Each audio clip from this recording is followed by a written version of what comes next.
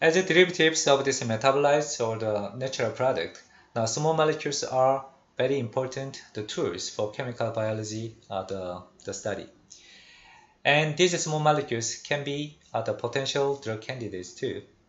And to use this small molecule for chemical biology study, the first important the point is the molecule should be smoothly introduced to the biological system. And this property is so-called drug-like the property. So by looking at these two molecules, can you tell which molecule can enter the biological system more smoothly than the other? So in other words, which molecule is more drug-like? If you think about those entry of the molecules in the biological system, the first barrier is the lipid membrane, lipid bilayer membrane. And there was one medicinal chemist named Lipinski. He compared thousands of commercial the drugs and tried to extract out the important physical property of those molecules which can determine those absorption, whether poor or other good. And he found some rules. Those rules we call Lipinski rule, or there's many 5 has been used there. So sometimes this rule is called as the rule of 5. And let's see what kind of rule he found. First of all, he found if the molecule's molecular weight is above 500, usually they have poor absorption. They cannot penetrate the membrane. Interesting, isn't it? So this is the first time now we can start to say good small molecule or drug-like small molecules, the molecular weight, the limit is 500. So if the molecule is smaller than 500, we call them small molecule. If it's bigger than that, maybe we said metabolite can go up approximately 1,500 molecular weight. Then between 500 to that limit, 1,500, we call them as kind of a big small molecule or big metabolite, relatively. So when we call drug-like small molecule, molecular weight is less than 500. Okay. And partition coefficient, so the log p value. So if you calculate log p, we call C log p. If it's this number is high, then that means the molecule is hydrophobic.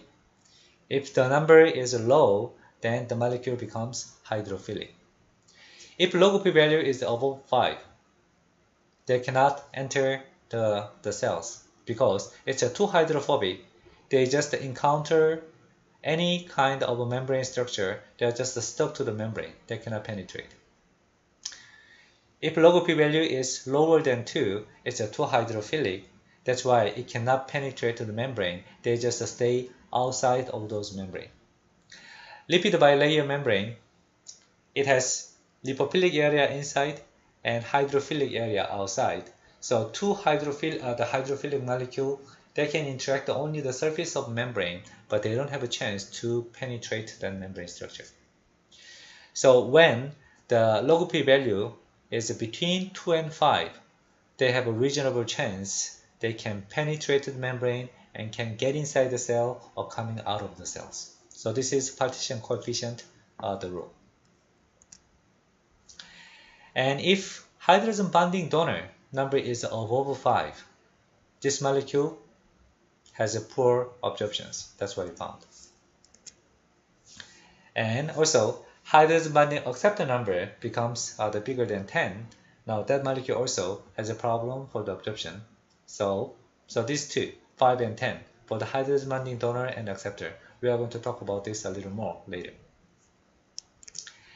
And this rule has been published originally the 1997 in Advanced Drug Delivery Review. And in this review, the journal, this paper has been the most cited paper. And I just checked today, as of August 21, 2016, this single review paper has been cited more than 10,000 times. If one paper has been cited more than 10,000 times, it may have a quite good chance to get Nobel Prize. And interestingly, this paper is so popular and has been allowed to make revisions. So it seems like the multi versions of revision of this original paper has been updated and further. In addition to this original, the rule of 5, now there's another, the rule is added to complement those properties of absorption. If molecules, the rotational bond number is above 10, this molecule also has poor absorptions. Okay, let's take this molecule as an example. Can you analyze this molecule's other property following Lipinski rule? Then you need to figure out the molecular weight and all other parameters, right? Now these days, if you look at, if you use the ChemDraw, then you can extract out this information easily. Now you can see here chemical formula and the molecular weight. So if you look at those molecular weight from ChemDraw, you can get the two numbers. So one is the exact mass and the other one is the molecular weight. We are going to talk about it later again. Now this molecule, molecular weight wise, that's 272. It's less than 500.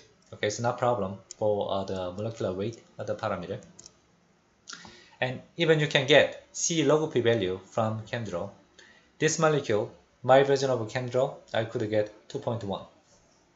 So C log P is also between 2 and 5. Maybe absorption may not be a problem for this molecule. Now here, can we count those hydrogen bonding donor?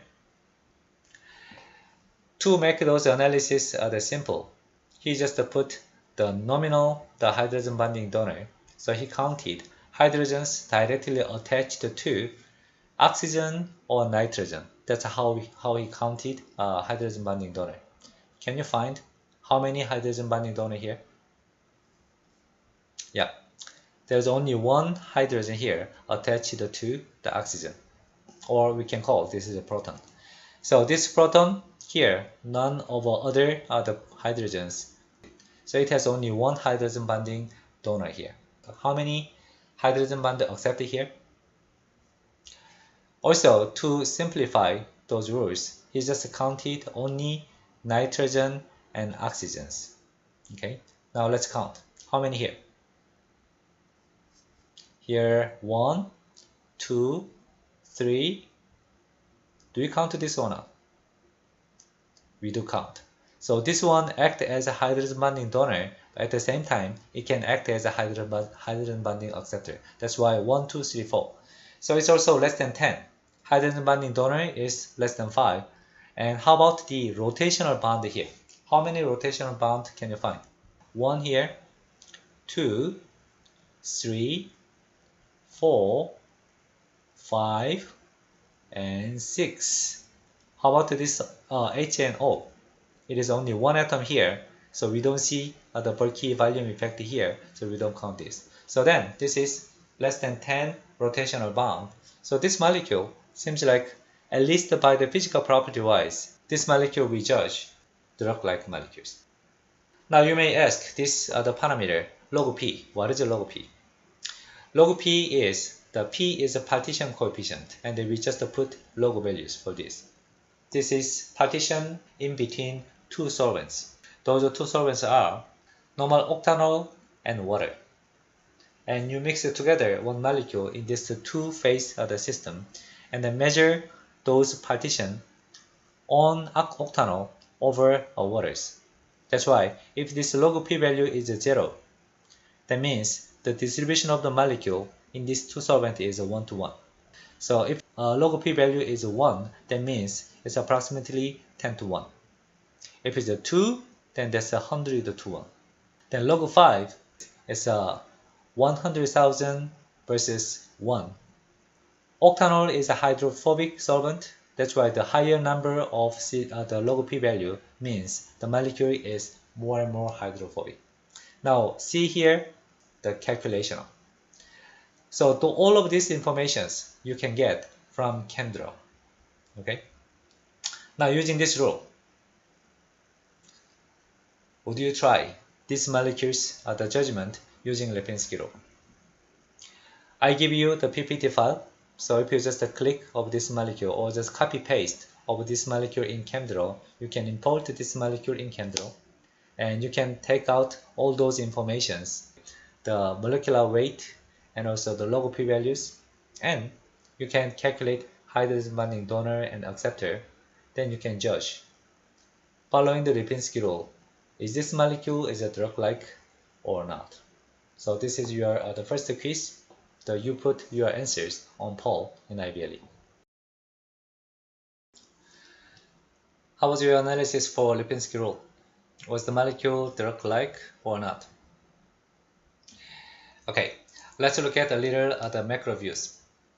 So there was a study to look at what is the main reason for the failure of the drug development. And then if you look at this, the pie chart, which one is the biggest one? So biggest one here on the right side, 39% of those drug candidates, they are failed because of the problem of ADME. So then naturally we are curious, what is ADME, right? ADME is a pharmacokinetic parameter. And what is a pharmacokinetic then? Pharmacokinetics means it's how our body handles drug molecules. When I explained the Lipinski rule, I just simplified our body as a one cell, and we have a membrane outside, and then whether the drug molecule can get inside, crossing those membrane structure or not, that's kind of a simplified view. But actually our body is much more complicated. So to take those compound or the drug molecules into our body, the first step should be absorption. That's represented by A. And then distribution. And the molecule or the drug candidate should reach its target or the portion in the body. And then metabolized. And then eventually secreted. So this whole process we call ADME. Then the activity of the molecule we can call, in comparison to the pharmacokinetic, that kind of a potency we call pharmacodynamic property. Okay, so we have two different aspects. Pharmacokinetics is how our body treats the molecules, how to absorb it, and how to distribute, and how to change the molecule, and eventually how to remove the molecule. Pharmacodynamic parameter in terms of potency or efficacy, that is how the molecule is effectively the affect our body, and then generate side effect or the good effect. Those parameters are pharmacodynamic parameter. Of course, those are very important, but if the ADME, the pharmacokinetic parameter is very bad, then the molecule does not have a chance to do good things for our body. If you look at this, the ADME part, so the first part should be absorption. It can be orally or by injection introduced into our body. And then when it is transferred to the heart, and then it can be distributed the whole of our body through the blood vessel system. And then when it passes through liver, and then it is metabolized by different other enzymes. And eventually it is removed from our body by the excretion of the pathways. Then we need to think which part of the body is really inside or outside. I just briefly mentioned this in the first lecture, but we didn't have a chance to discuss. So this part we are going to discuss in the next lecture. Okay, now let's move to pharmacodynamic part. What information can you get out of this data? First of all, by looking at those concentrations, seems like the concentration is increasing from left side to right side. And unit-wise, this is a log value. And log 0 is 1, right? And then unit is micromolar. So this is 1 micromolar concentration. And 1 should be 1 and 2 around here. 1 is 10 micromolar, 100 micromolar, right? Let's go down here. Minus 1, minus 2, minus 3. Minus 1 is what's concentration? It should be 0.1 micromolar. That means 100 nanomolar. And then 10 nanomolar. And 1 nanomolar. And this unit is called as IC50. IC50 is inhibitory concentration 50. So that's the opposite of the activity, but activity can be defined either activation or inhibition. If you put very small amount here, this is 100% of activity. And then if you add a larger amount of those drugs, it can be fully inhibited here. Your window is, this is 100% inhibition, this is 0% inhibition. If you talk about this as the efficiency, then this is the opposite. This is 100% the effective, and this is 0% effective. In this case, this is measured by product formed. If it's a product, maybe the target may be enzyme, which is catalyzing some other chemical reactions. In this case, this is the MMP, it's a protease. Now here, if I put A, B, C, 3 molecules, which molecule is most active molecule? Can you tell? From this graph, if you look at the IC50, similar to the LD50 case, it was a lethal dose 50. C and D is just a different unit. D is a dose. It's usually milligram per kilogram kind of unit.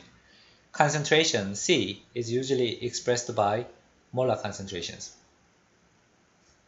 If this is 0%, this is 100%. IC50 value should be defined here by putting around the half line here, and then IC50 value should come from this number, and then B should come here, C should come here. Then we can tell number-wise IC50, C has the highest number, A has the lowest number. So IC50 value-wise, the lower the stronger or the higher the stronger? Yes, the lower the stronger, right? Even though you put a small amount like this, still you can get 50% inhibition of those enzymes. So that's how we read this data. Pharmacodynamic parameters can be either positive or negative directions. If it's activating, we call those kind of molecule agonist. If it's inhibiting, those are antagonist. So in this graph, can you tell this is an agonist or antagonist? Previous IC50 value case, that was the inhibitors. Inhibitors we can call that's antagonist, right? Now in these two graphs, cyclic AMP and arrestin, are these agonist or antagonist? Actually, there is a hint on the bottom. Both of them has agonist. The point here is, depending on how you define your y-axis, this is percent inhibition. Percent inhibition is a high, that means no inhibition here, so that's the activated state. Percent inhibition is going down, that's a fully activated here, so this is activation graph. Now directly you can put maybe percent activation. Now originally it was low, but it's going to the high level, so this is a positive way to draw those are the agonist effect. So don't be deceived by these directions, whether the graph is going down or going up. Okay. Now here we need to discuss about potency and efficacy. The first parameter we call potency. These two molecules has almost the same 100% the activity. Then in this case, we can define ED50, that is effective dose 50. This should be around 100%. Then ED50 wise, that should be defined around the half effect here, right? Then if you call this A and B, which molecule has higher potency? Yeah, it's A, because A should have lower number of ED50 than B, so that means potency can be defined by the amount required to get same amount of the activity. That's a potency. That's why using small amount of A, you can get same effect of B. That's why we call A, we can say A has higher potency than B. But sometimes the maximum activity is not different among two molecules. So this molecule can go even higher here. So in this case, A and B again, A molecule can reach up to this much of effect. B can go only this much. Then also the effect is almost saturated. Even though we add a lot more of B, it cannot reach up to here. This difference we call efficacy. So A molecule has higher maximum higher potential maximum, and this molecule has higher efficacy than B, we call. If A has 100% efficacy and B has only 60% of efficacy, maybe you can say B is partial agonist for A. The real situations can be more complicated. Now in this case, molecule N and molecule B, which one has a higher potency? Then we compare those ED50 values, right? Then A has ED50 value here, B has ED50 value here. So A is more potent than B. But how about efficacy? Which molecule has a higher efficacy? That is B.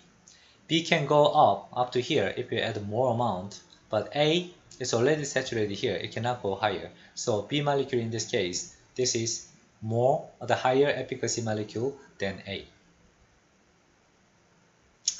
How do you compare these two molecules?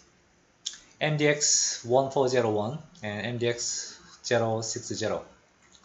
To make it simple, let's just say blue pill and red pill. Which compound has a higher potency and which compound has higher efficacy? Did you get it? Well, in this case, blue compound has enhanced efficacy and also higher potency. Okay, so far here, I tried to introduce some basic terms we are going to use and over in description of drug activity and also biological functions.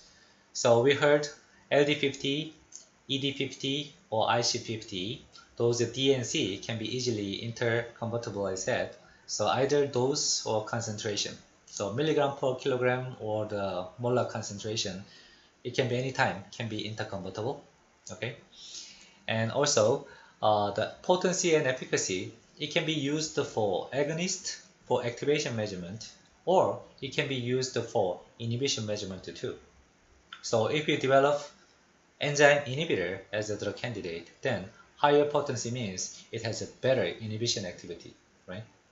So every case is, if you define your y-axis properly, even same agonist or antagonist, it can go up or down depending on how you define your y-axis.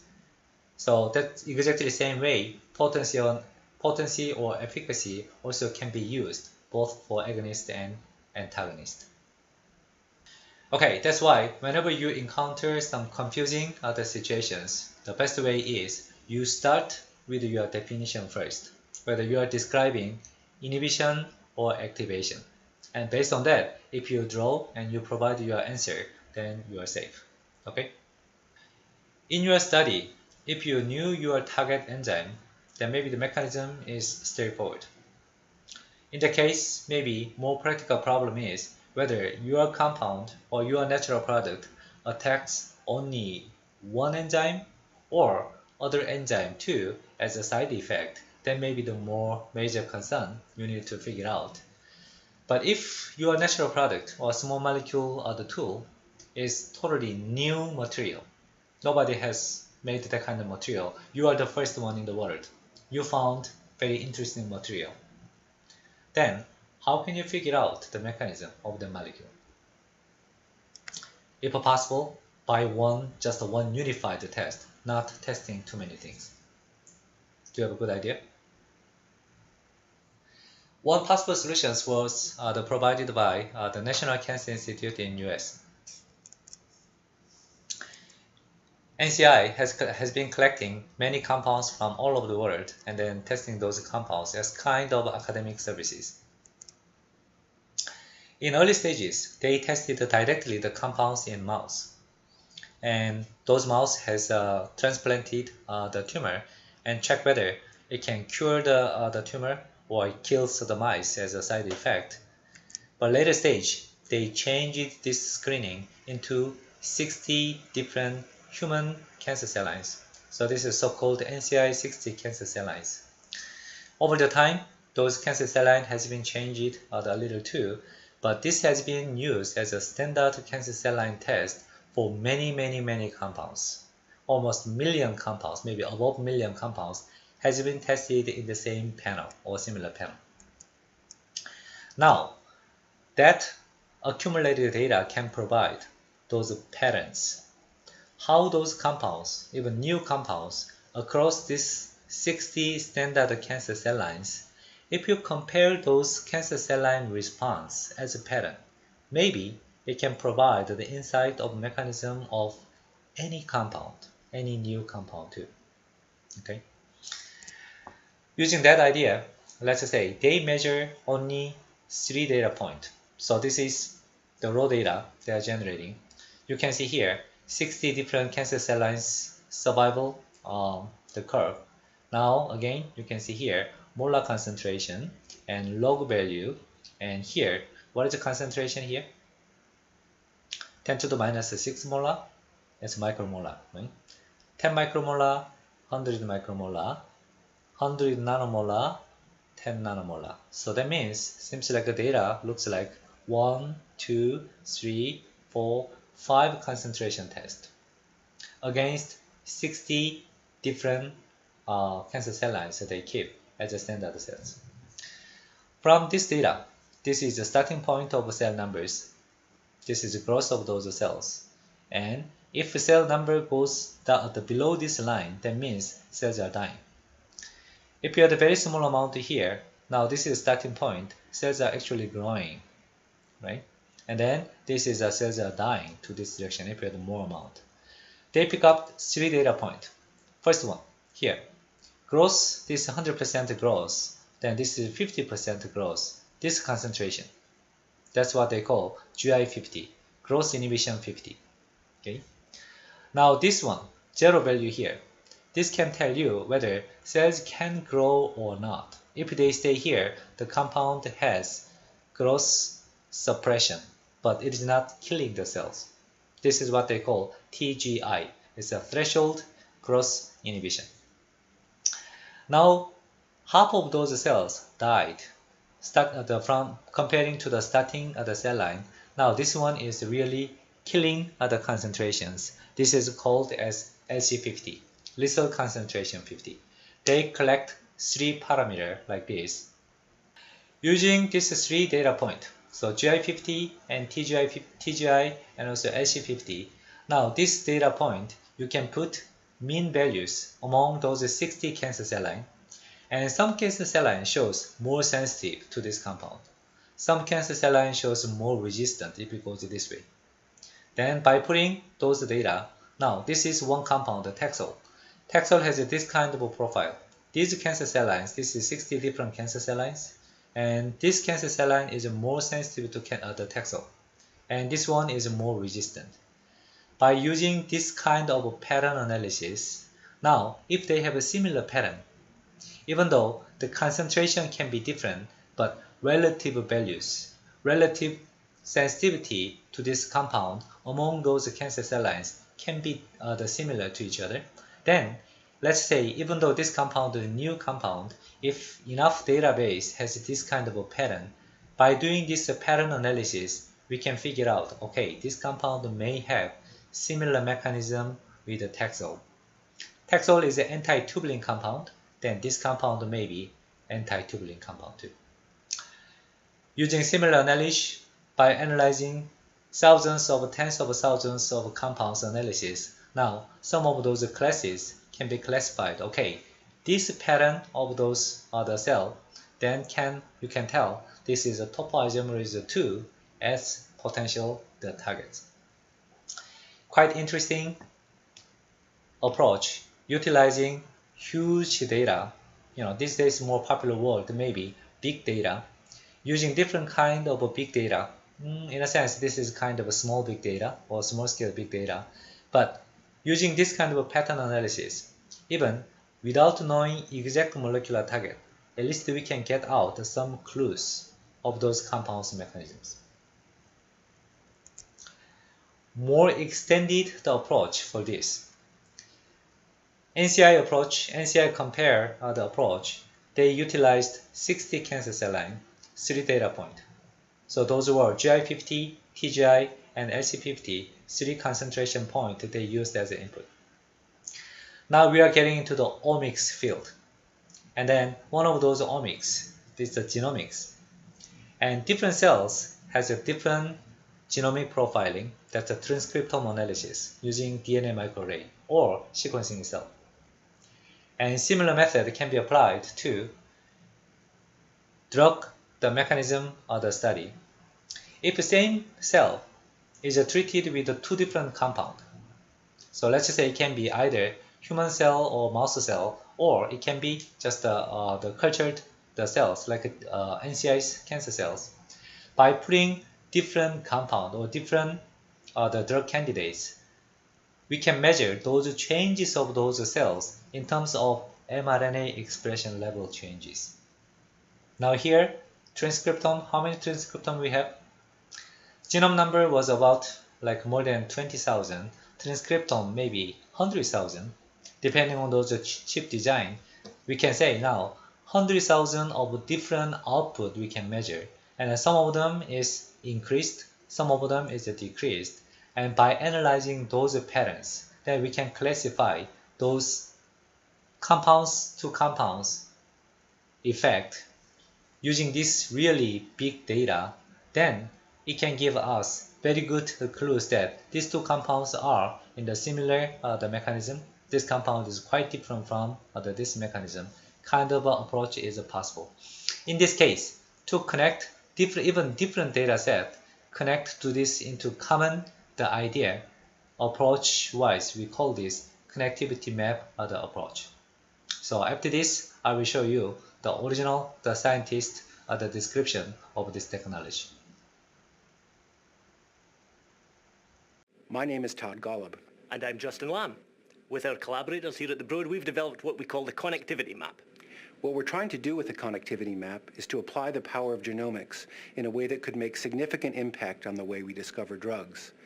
That process historically has been a very ad hoc one, where there haven't been ways to systematically figure out what it is that a particular drug actually does inside a cell, or figuring out ways to determine for a particular disease what drugs are there that might best treat it.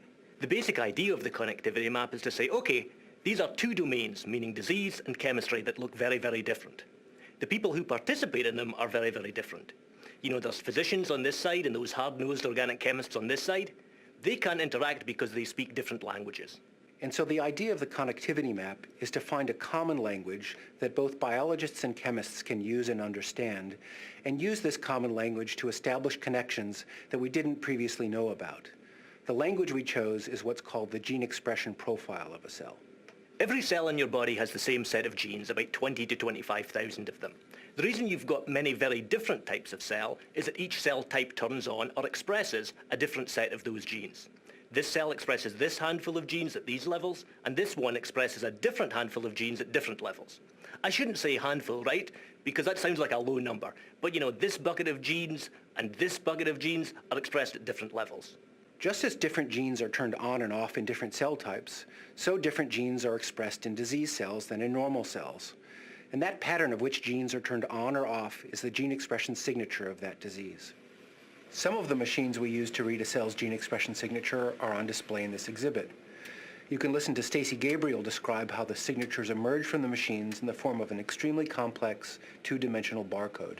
The analogy with barcodes, you know, on your groceries is a good one.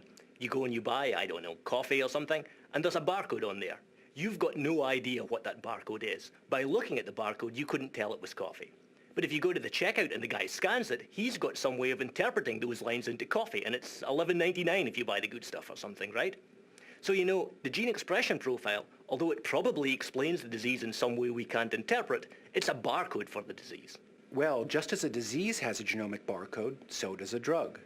If you take a cell in the laboratory and treat it with a drug, some genes stay the same, some genes go up, and some genes go down. And so if we can describe diseases and drug action in the same kind of language, the language of which genes get turned on and off, now all of a sudden we can see connections between diseases and drugs because we can see the similarity in these signatures. The genius of the connectivity map is that there is no genius, right? It's actually very, very simple. And in many ways, by making dumb choices, making executive decisions, just saying, okay, this is not really that hard, let's do something simple, it turns out to work well. We've already profiled many of the 1,314 drugs approved by the FDA. One of the things we hope to do with the connectivity map is find new uses for some of those existing drugs. In fact, we're already discovering that there are drugs that induce multiple different signatures in a cell.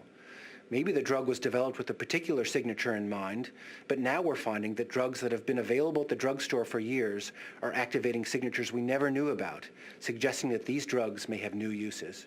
A nice example comes from a collaboration with Scott Armstrong, a pediatric oncologist at the Dana-Farber Cancer Institute. He's spent a good portion of his career trying to figure out why about half of his patients with acute lymphoblastic leukemia are essentially cured by a drug called dexamethasone, while the other half of his patients, he can give them this drug and nothing happens. The drug doesn't work. And so it occurred to us that we could make a signature of dexamethasone sensitivity by comparing the tumor cells from patients that are sensitive to the tumor cells from patients that are resistant. So we got a list of genes that represent the dexamethasone sensitivity signature. And then we reasoned, well, if we could find some other drug that induced a cell to turn on that signature of dexamethasone sensitivity, maybe it would actually make the cell sensitive. And so we took that signature and compared it to all the signatures in the connectivity map database and said, does anything look like this signature? And the map said, yes, there's one drug, a known drug, that's already FDA approved and used in the clinic for something else called sirolimus, also known as rapamycin. So Scott went back to the lab where he has all the reagents to do these experiments very, very quickly, and showed that indeed, if you treated dexamethasone-resistant cells with dexamethasone plus rapamycin, they would now be killed to a degree greater than had ever been seen before. And because rapamycin is already FDA approved, it was immediately obvious to suggest that you could use that combination clinically. And he's now enrolling patients in a clinical trial to test that novel combination. At the same time as we were working our way through the FDA-approved drugs, we're also looking at chemicals that are being created for the first time being synthesized at the Broad. And those are very interesting because these are molecules that no one's ever seen before. It's not obvious to know how to actually figure out what they do. One way to figure this out is to make a signature of them. I'd hope that in 5 years, say, the database is 100 times more data than it does now, and that interacting with the connectivity map becomes a routine part of doing biomedical research. Todd's likened the connectivity map to Google. It's actually very much the same. But rather than type in a word or a phrase in that little box, you essentially type in a list of genes differentially expressed in a piece of biology that you care about.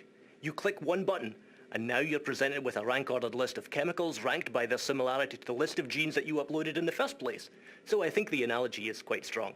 And also because it's free, it's quick, it happens in real time, and you can do it from anywhere. And it's good fun to do, right?